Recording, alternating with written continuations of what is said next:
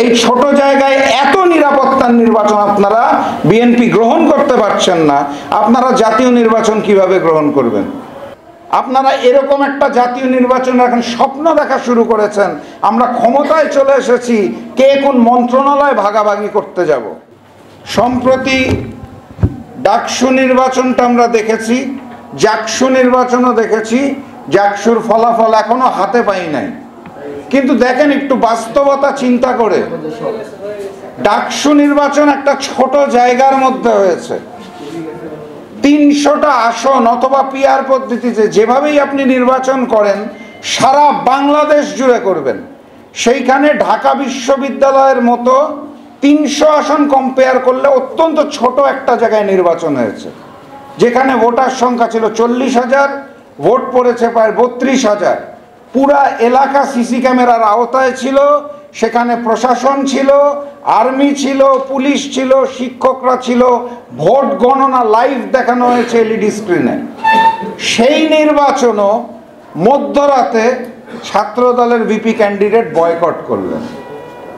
এর পরপর যখন জাকসু নির্বাচন আসলো, একই পদ্ধতিতে উৎসবমুখর নির্বাচন যখন চলছে ছোট্ট জায়গায়, সেই নির্বাচন শেষ হওয়ার ১.৫ ঘন্টা আগে ছাত্রদল নির্বাচন বয়কট করলেন।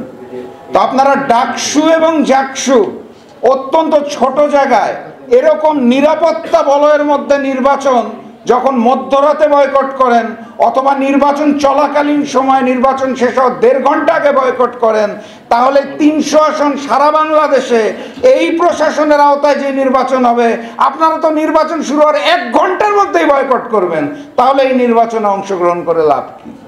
এই ছোট জায়গায় এত নিরাপত্তার নির্বাচন আপনারা বিএনপি গ্রহণ করতে পারছেন না, আপনারা জাতীয় নির্বাচন কিভাবে গ্রহণ করবেন?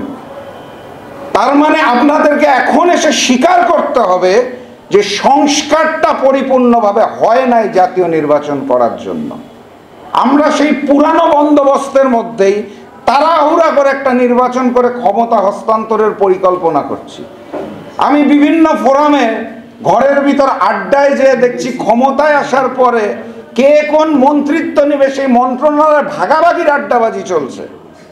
আপনারা এরকম একটা জাতীয় নির্বাচন এখন স্বপ্ন দেখা শুরু করেছেন, আমরা ক্ষমতায় চলে এসেছি, কে কোন মন্ত্রণালয় ভাগাভাগি করতে যাব।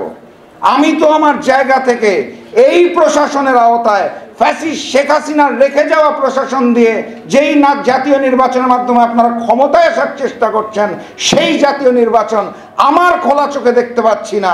আমি শুধু সামনে ব্লাডশেড দেখতে পাচ্ছি, হানাহানি, মারামারি এবং রক্ত দেখতে পাচ্ছি। এই প্রশাসনকে দিয়েই এই অন্তর্বর্তী সরকারের আওতায় এই রোডম্যাপের মাধ্যমে আপনারা তড়িঘড়ি যে জাতীয় নির্বাচনের পরিকল্পনা করছেন, সেইটার মাধ্যমে জুলাই গণ অভ্যুত্থানের নতুন বাংলাদেশের যে স্বপ্ন আমরা দেখেছিলাম, সেই স্বপ্ন বাস্তবায়ন হওয়া সম্ভব নয়।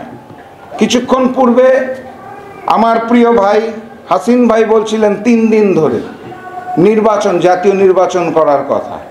আচ্ছা, একটু চিন্তা করে দেখুন, আমরা আজকে কি নোটে যেটা দেখলাম যে আমাদের নির্বাচন আয়োজনের জন্য যেরকম প্রশাসনিক ব্যবস্থা দরকার সেইটার প্রস্তুতি আমাদের নাই। যেটুকু রয়েছে তার বড় অংশ সেই ফ্যাসিস্ট শেখ হাসিনার রেখে যাওয়া প্রশাসন, তাদেরকে নিয়ে আমরা চিন্তা করছি। আপনি যদি ৮টা বিভাগে ৮ দিন ধরে নির্বাচন করেন, তাহলে আপনি ৮ গুণ শক্তি প্রয়োগ করতে পারবেন। আপনার যদি মনে হয় 2টো করে বিভাগ নিয়ে করবেন একদিন, তাহলে আপনি 4 গুণ শক্তি প্রয়োগ করতে পারবেন।